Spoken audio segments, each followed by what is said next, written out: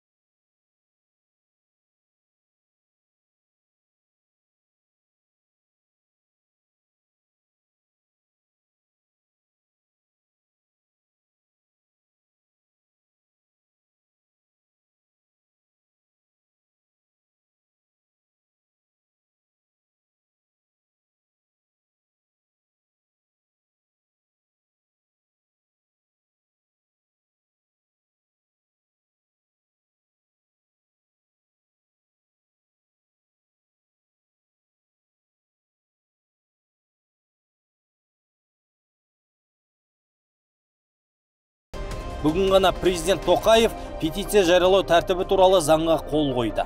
Енді халық шешімі қабылдану үшін 50 мың қол жинауы тиіс. Не айтсақ та барлығына уақытысынша. Петиция демекші, тағы бір депутат Жигули Дайрабаевтың да кетуін қалайтындар бар сияқты. Петиция авторы депутаттың 2 ұлы жемқорлықпен ұсталғанын, мемлекетке келтірген 550 миллион теңгелік шығынды қалпына келтірмегенін жазған.